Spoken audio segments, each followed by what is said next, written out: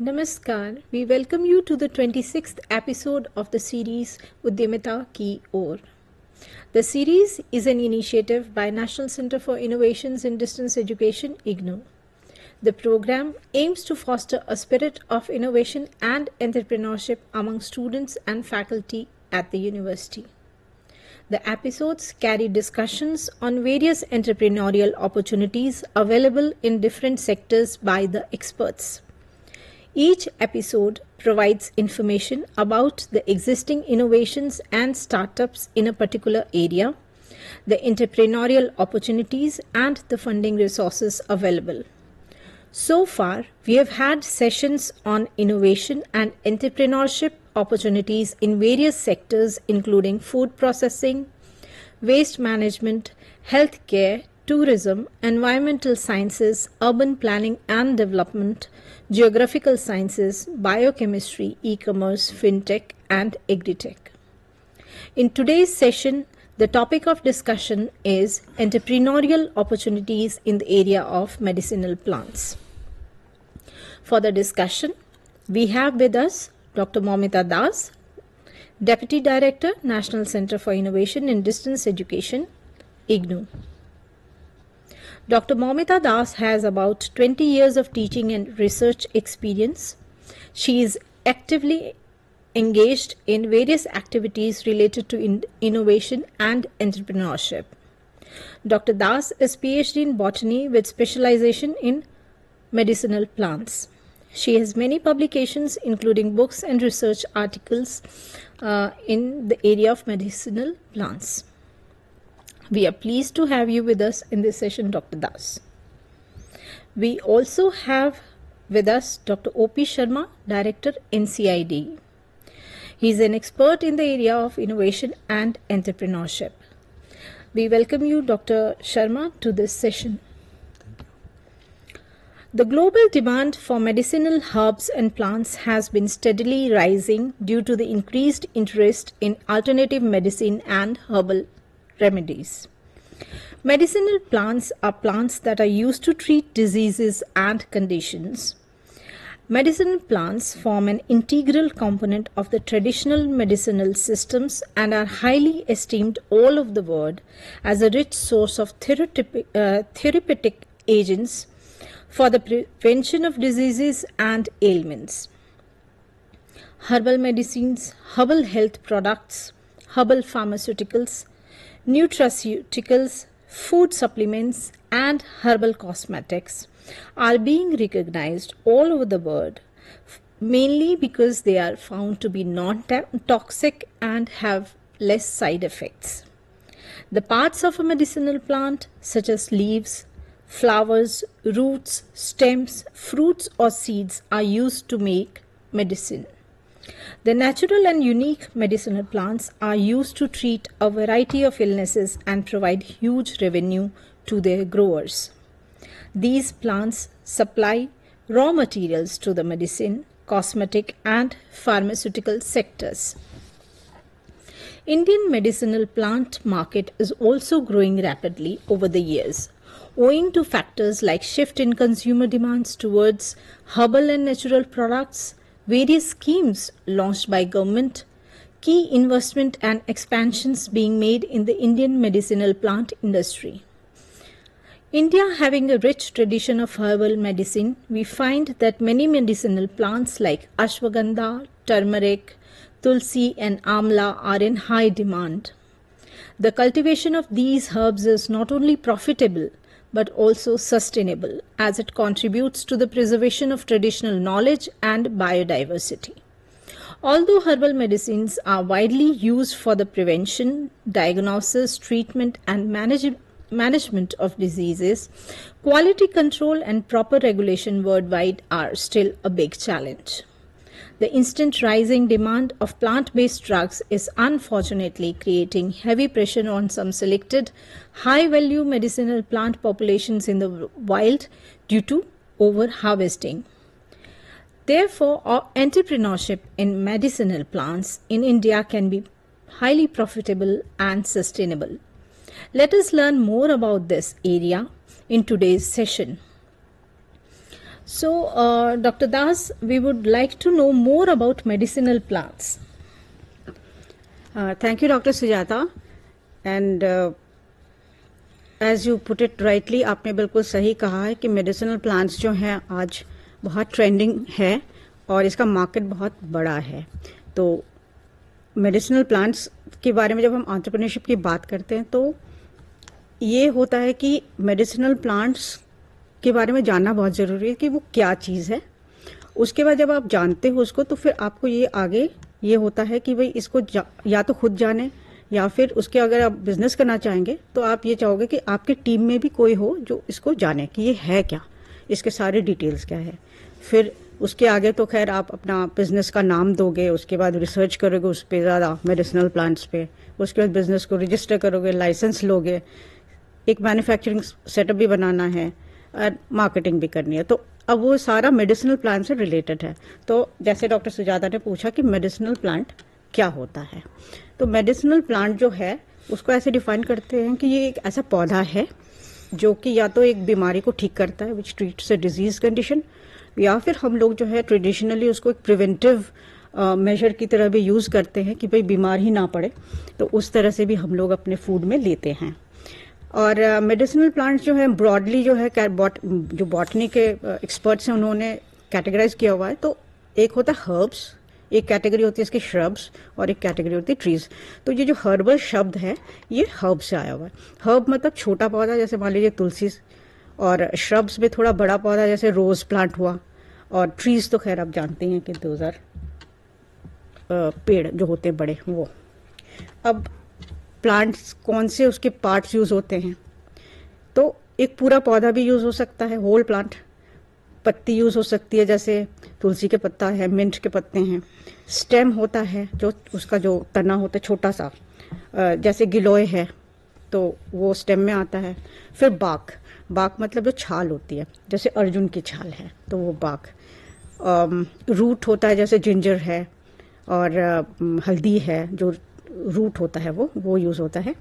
फिर flowers use होते हैं, और फूल में तो जैसे ये कैमोमाइल का फ्लावर है, ये टी में यूज़ होता है, हर्बल टी में। बीज होते हैं जैसे जीरा होता है, आप लोग घर में जीरे का पानी भी बना के पीते हो, उस तरह से। ये ब्रॉड कुछ एग्जांपल्स हैं ताकि आप जान सकें कि हम ऑलरेडी यूज़ करते हैं। और उसके अलावा भी स्पेशलाइज्ड मेडिसिन भी होते हैं जो स्पेशलाइज्ड मेडिसिनल प्लांट्स को यूज़ करते हैं। फिर हस्क होता है, जैसे ये सीड होता है, सीड के ऊपर का जो छिलका होता है वो, जैसे आप लोग इसबगोल खाते हैं तो इसबगोल जो है वो हस्क है। और एक्सुडेट होता है, जैसे एलोवेरा है, एलोवेरा जो है वो उसको काटेंगे तो उसके अंदर से एक जेल लाइक चीज़ निकलेगी, उसको एक्सुडेट कहते हैं। फिर पॉपी होता है जैसे, तो पॉपी में से आप उसको काटेंगे तो उसमें से जो अफीम निकलता है उसके आगे भी उसको मेडिसिन बनाते हैं, तो इसको एक्सुडेट कहते हैं। तो ये डिफरेंट पार्ट्स होते हैं। तो हमारे आयुर्वेदा में और जो डिफरेंट सिस्टम्स ऑफ मेडिसिन है, इंडियन मेडिसिन, यूनानी है, सिद्धा है, इस तरह के, इसमें पूरे इंडिया में 7000 से 8000 स्पीशीज़ को यूज़ किया जाता है मेडिसिनल प्लांट में। तो आप समझ सकते हैं कितना ब्रॉड है इसका जो रॉ मटेरियल जो है बहुत ब्रॉडली पाया जाता है। और ये इंडिया में जो 15 एग्रो क्लाइमेटिक जोन्स डिवाइड किए, एग्रो क्लाइमेटिक मतलब पर्टिकुलर एग्रीकल्चरल कंडीशंस होते हैं, जो क्लाइमेटिक कंडीशंस होते हैं तो उस पौधे को उसकी ग्रोथ को फेवर करता है। मतलब वो पौधा उसी जगह पे ओरिजिनली पाया जाता है। आप दूसरी जगह तो उगा लोगे उसको, लेकिन अगर वो ओरिजिनली वाइल्ड में उस जगह से लोगे तो उसके जो मेटाबोलाइट्स होते हैं, उसके जो कंपाउंड्स होते हैं, वो ज़्यादा प्योर मात्रा में मिलेगा और ज़्यादा मात्रा में मिलेगा। इसलिए इसका इंपॉर्टेंस है। अब आप इसमें जोन्स देखिए, 15 जोन्स दिखा रहे हैं। तो आप जहाँ पे भी इस वक्त हैं, wherever you are right now sitting and watching, आप अपने एरिया में देखिए कि आप किस एरिया में फॉल कर रहे हैं, उसमें कौन सा पौधा जो है इंडिजिनस है, वहाँ पे नेचुरली ग्रो करता है, तो आप उसकी लिस्टिंग कर सकते हैं जब आप इस चीज़ को लेंगे। नाउ बस ब्रॉडली मैं ऐसा है कि कुछ डिस्कस कर लेती हूँ इसमें, जिसमें यह है कि जो मेडिसिनल प्लांट्स होते हैं वो क्या ख़ास बात होती है उसके अंदर। तो उसमें क्या होता है कि 16 कंपाउंड्स होते हैं, मतलब मेजर फैमिली ऑफ कंपाउंड, उसके अंदर सब फैमिलीज होती है जिसमें ये कंपाउंड्स जो है इम्पॉर्टेंट होता है और वो पर्टिकुलर प्लांट में ही पाया जाता है। जैसे कि फ्लैवोनॉइड्स हैं, कुछ नाम है क्वेरसेटिन, ल्यूटिलिन, इस तरह से। ये कहाँ पाया जाता है, कौन से पौधे में ये केमिकल पाया जाता है? ये आंवला में, मुलेठी में, इस तरह में पाया जाता है। और इनकी ये एक्टिविटीज होती है, कुछ एक्टिव बैक्टीरियल होते हैं, कुछ इम्यूनोलॉजी में यूज होता है। अभी जैसे हम कह रहे थे कि पोस्ट कोविड जो है इम्यूनिटी बढ़ाने के लिए लोग बहुत कुछ ले रहे हैं, तो वो इस तरह से होता है। और जो ये कंपाउंड होता है उस पौधे में, उसको लेके केमिकली सिंथेसाइज करके मॉडर्न मेडिसिन में भी यूज होता है। तो ये फ्लेवोनॉइड्स के कैटेगरीज बताए। इस तरह से कुमारेंस होते हैं। कुमारेंस में बहुत फेमस वारफेरिन है, इसमें दालचीनी, कैसिया, क्यूमिन, इन सब चीज़ों में मिलता है आपको। और इसको जैसे वारफेरिन है वो हार्ट के प्रॉब्लम के लिए बहुत ही ज़्यादा इस्तेमाल होता है। तो ये डिजीज कंडीशन में कौन से पौधा इस्तेमाल होता है, इस तरह से ये बताया गया है। और यही चीज़ें पॉपुलर हैं, यही पौधे। अब आप सोचते होंगे कि कौन सा पौधा लेकर के हम करें बिजनेस, तो इस तरह के पौधे आप सोच सकते हैं। ग्लाइकोसाइड्स ऐसे ही हैं। इसके एग्जांपल्स जो हैं आप देखते हैं, विलो ट्री है। विलो ट्री जो है वो सैलिसिन, आपका जो एस्पिरिन होता है, वो विलो ट्री से ओरिजिनली निकाला था, फिर उसको सिंथेटिकली बना लिया था मॉडर्न मेडिसिन के लिए। तो हम ये कह रहे हैं कि जो ट्रेडिशनल मेडिसिन होते हैं वो मेडिसिनल प्लांट से केमिकल्स निकाल करके उसको सिंथेसाइज करके मॉडर्न मेडिसिन बना रहे हैं। इस तरह से अल्कलॉइड्स होते हैं कुछ, और टर्पीन्स होते हैं। तो ये सब जो है फार्माकोलॉजिकल एक्टिव कंपाउंड्स होते हैं, जिसको कि जो प्लांट्स में रहता है तो वो प्लांट वैल्यूएबल होता है। तो that's what I wanted to say about the medicinal plants आपने पूछा था, तो that is it. So, what are the main areas where startups can be? What are the main areas for startups in the area of medicinal plants in India? If anybody wants to set up, what are the categories where these medicinal plants are categorized? Means whether it is farming, cultivation, or whether it is marketing or it is processing of the. तो इसमें क्या होता है कि जो दो तरह से आप कर सकते हैं इसको, आप अपना स्टार्टअप या एंटरप्राइज खोल सकते हैं। एक तो इसको कल्टीवेट कर सकते हैं, और एक होता है कि ये जो अभी थोड़ी देर पहले कंपाउंड्स के बारे में बात करी हमने, तो उस पर्टिकुलर पौधे को चुन के उसका एक कंपाउंड एक्सट्रैक्ट करके उसको आप या तो एज सच बेच सकते हैं, या फिर उस कंपाउंड को लेकर के कोई चीज़ अगर आप बनाएं, कोई प्रोडक्ट बनाएं, तो वैसे बेच सकते हैं। तो ये 3 तरह की कैटेगरीज हैं।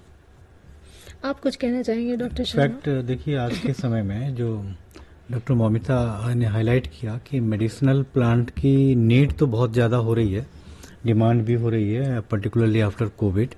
तो ऐसे केस में एक बहुत बड़ा जो एरिया स्टार्टअप के लिए, एंटरप्रेन्योरशिप के लिए जो दिखता है, वो कल्टीवेशन का तो है ही नेचुरली।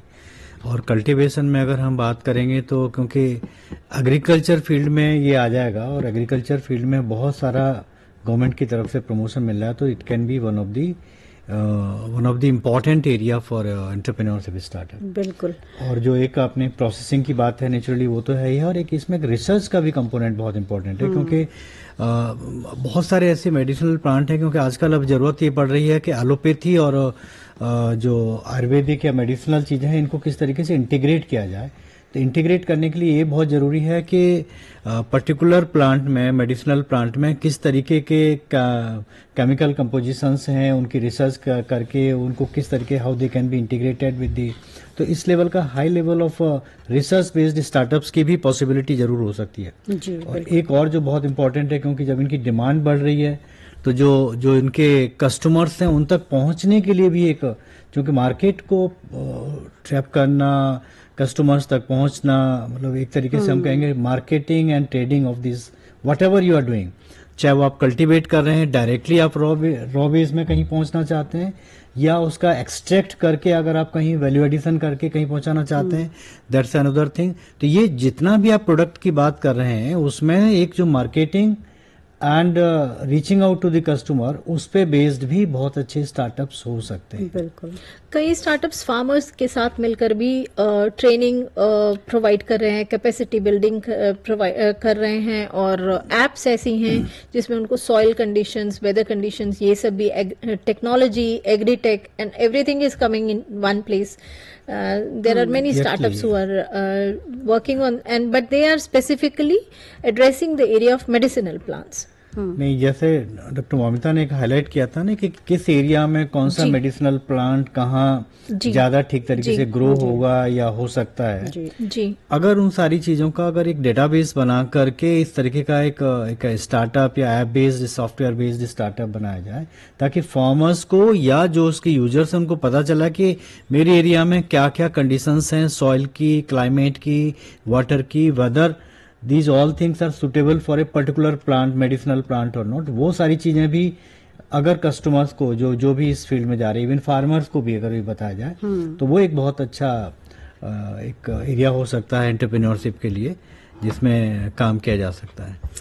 डॉक्टर दास, आपने बताया हमें मेडिसिनल प्लांट्स के लिए, तो अगर हम कोई भी स्टूडेंट हमारा एंटरप्रेन्योरशिप के लिए सोचे, तो what are the plants which are very profitable and which are highly in demand, जिनके बारे में, जैसे अश्वगंधा है, ब्राह्मी है, इसबगोल का आपने जिक्र किया, ऐसे कुछ सेलेक्टेड प्लांट्स जिसमें जो रेवेन्यू है वो भी काफ़ी जनरेट कर सकते हैं पर एरिया के हिसाब से, उसमें ज़्यादा they get back, so which are very profitable. तो इसका मैं ऐसे जवाब देना चाहूंगी, in addition to the addressing the question that you asked earlier also.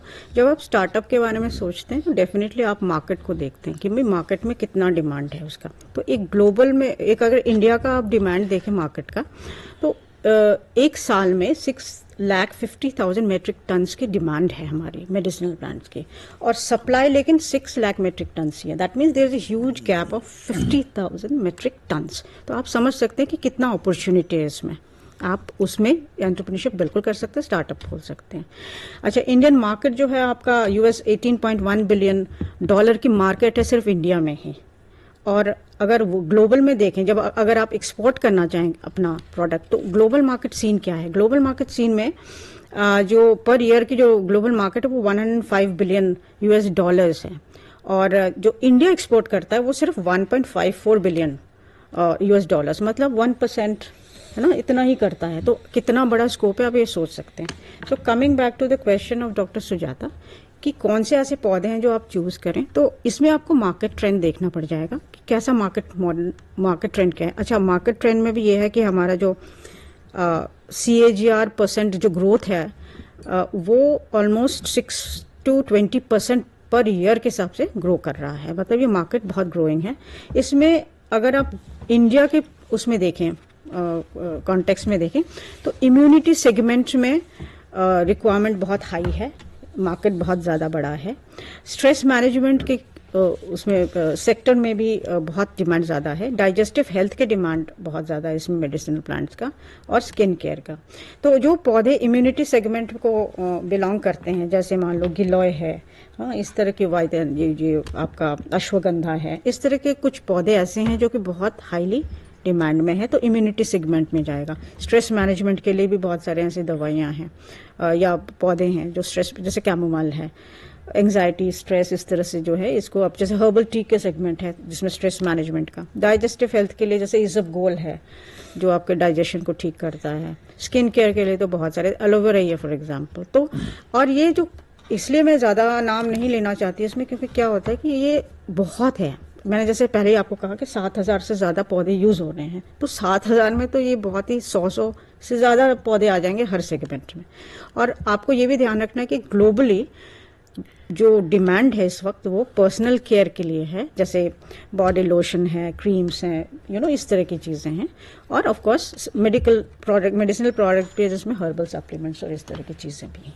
Even aromatic plants की भी डिमांड होगी। एक चीज मैं देख रहा था, डॉक्टर मौमिता ने जो डेटा हमारे सामने रखा कि डिमांड एंड सप्लाई के केस में बहुत ज्यादा ह्यूज गैप है। जी बिल्कुल। अब वो ह्यूज गैप को मेरे ख्याल से बहुत जरूरी है उसको स्टडी करना। स्टडी इस पॉइंट ऑफ व्यू से, क्या एक्चुअल में कल्टीवेशन उस प्रोपोर्शन में नहीं हो रहा है क्या, ये देखने की जरूरत है। अगर कल्टीवेशन उस पे प्रोपोर्शन में नहीं हो रहा है तो आई थिंक कल्टीवेशन पे भी फोकस किया जा सकता है to grow more and more medicinal plants, और उसमें एक एंटरप्रेन्योर स्टार्टअप की बात हो सकती है। और दूसरी बात है कि कई बार प्रोडक्शन हो भी रहा हो लेकिन वो जहां डिमांड है वहां तक सप्लाई नहीं हो पा रहा है। सप्लाई और डिमांड के बीच के गैप को पूरा करने के लिए इधर प्रोड्यूसिंग मोर और मेकिंग सम अरेंजमेंट इस तरीके की, ताकि वो जो एक्चुअल उसका यूजर है उस तक पहुंच जाए, चाहे वो विद इन इंडिया हो या आउटसाइड इंडिया हो। तो उसके लिए बहुत सारे जो स्टार्टअप्स हैं, मार्केट प्लेस हैं एक्सक्लूसिवली फॉर मेडिसिनल प्लांट, कई सारे इस तरीके के मार्केट प्लेस है, मैंने देखा है e market place for the medicinal plant.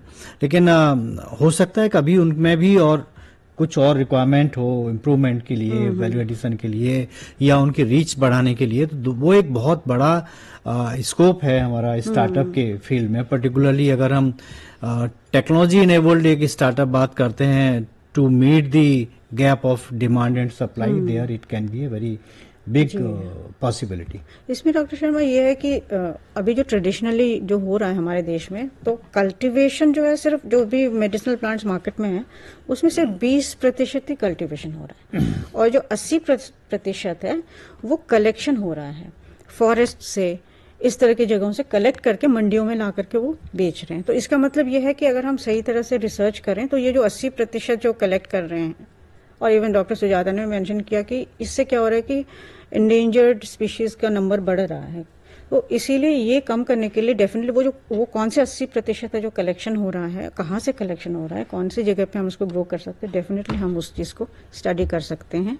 और दूसरा ये जो एफर्ट्स की बात है, तो जो गवर्नमेंट ऑफ इंडिया का जो मिनिस्ट्री ऑफ आयुष है, इन्होंने एक मिनिस्ट्री ने खुद अपना वो एंडेवर कर ही रहे हैं स्टार्टअप्स के लिए और इस तरह से। लेकिन एक डेटाबेस की जो बात करी आपने, वो नेशनल मेडिसिनल प्लांट्स बोर्ड है, वो अपना डेटाबेस बना रहा है, इस तरह के मार्केट रिसर्च कर रहा है, इवन जो एंटरप्रेन्योर्स उनको हेल्प कर रहा है। और नेशनल मेडिसिनल प्लांट्स बोर्ड का 37 लोकेशंस इंडिया में स्टेट मेडिसिनल प्लांट्स बोर्ड है।